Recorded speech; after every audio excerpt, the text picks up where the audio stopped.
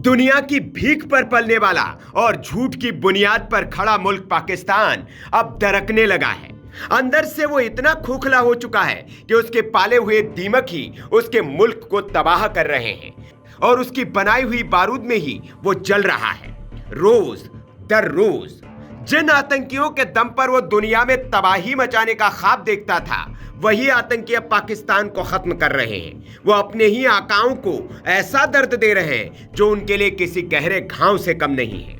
जी हां, पाकिस्तान को एक ही दिन में 2 तगड़े झटके लगे हैं। एक और आतंकी संगठन लश्कर-ए-तैयबा से जुड़े आतंकी की गोली मारकर हत्या कर दी गई है, जो हाफिज सईद का बेहद करीबी बताया जा रहा है। वहीं दूसरी ओर बलूचिस्तान में आतंकियों ने पाकिस्तान की सेना के 9 जवानों को मौत के घाट उतार दिया। सवाल उठता है, क्या पाकिस्तान अपने ही बनाए आतंक के दलदल में फंस चुका है? पहली घटना पाकिस्तान के पंजाब प्रांत के कसूर जिले की है, जहां शुक्रवार को 28 साल के शेख मुआज मुजाहिद को गोली मार दी गई, वैसे ही जैसे कोई अज्ञात आदमी आकर आतंकियों को ठोक रहा है। बताया जा रहा है कि मुआज प्रतिबंधित आतंकी संगठन लश्कर-ए-तैयबा से जुड़ा हुआ था। वही लश्कर-ए-तैयबा जो आतंकी हाफिज सईद चलाता है और ये उसी का करीबी साथी माना जाता है। यानी जिस पाकिस्तान ने इन आतंकियों को पाला पोसा, अब वही इनका खात्मा हो रहा है, वो भी अपने ही घर में। पुलिस ने इस मामले में 20 से ज्यादा लोगों के खिलाफ एफआईआर दर्ज कर जांच शुरू कर दी है, लेकिन अब तक जितने आतंकी ठोके गए हैं, पाकिस्तान की पुलिस किसी को नहीं पकड़ पाई है। शुरुआती रिपोर्ट्स में से 2 गुटों के बीच की गोलीबारी बताया जा रहा है, लेकिन जानकार मान रहे हैं कि मामला इससे कहीं ज्यादा गहरा है और इस आतंकी को भी वैसे ही ठोका गया है जैसे इससे पहले एक अज्ञात बंदूकधारी आकर पाकिस्तान में आतंकियों को ठोक रहा है।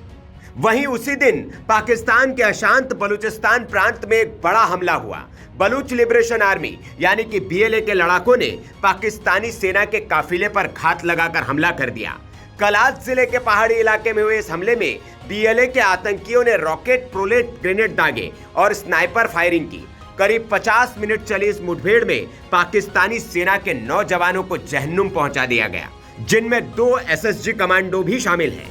2 सैन्य वाहन पूरी तरह जलकर राख हो गए। बीएलए लंबे समय से पाकिस्तान से आजादी की मांग कर रहा है।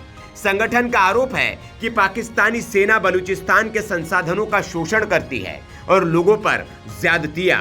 इस बार का हमला भी पाकिस्तान की सुरक्षा एजेंसियों की नाकामी को उजागर कर रहा है। खास बात यह कि जिस जगह हमला हुआ वो चीन पाकिस्तान आर्थिक गलियारे यानी सीपीईसी के पास है।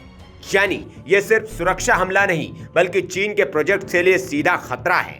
मौलाना मुल्ला मुनीर भारत को आंख दिखाता है, भारत से लड़ने की बात करता है, लेकिन उसके पाकिस्तान में आतंकी उसके सैनिकों की लाशें बिछा रहे हैं और मुनीर कुछ नहीं कर पा रहा है। एक ही दिन में पाकिस्तान को 2 झटके मिले। हाफिज सईद का करीबी मारा गया और पाक सेना को करारा नुकसान हुआ। यह वही पाकिस्तान है जिसने दशकों तक आतंक को अपनी विदेश नीति का हिस्सा बनाया, लेकिन अब वही नीति पाकिस्तान को अंदर से तोड़ रही है, बर्बाद कर रही है, खत्म कर रही है।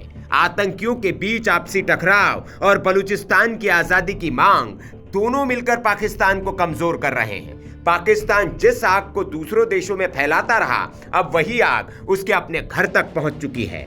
हाफिज सईद जैसे आतंकी अब खुद असुरक्षित है, बिल में छिपे हुए हैं और इस खौफ में है कि कब कोई अज्ञात बंदूकधारी आकर उसे भी न ठोक जाए। वहीं पाकिस्तानी सेना भी अपने ही प्रांतों में निशाने पर है। सवाल बस इतना है, क्या पाकिस्तान अब भी आतंक को रणनीति मानता रहेगा या अब अपने ही टुकड़ों में बंट जाएगा? Bureau report, VK news. VK news, राष्ट्र के नाम।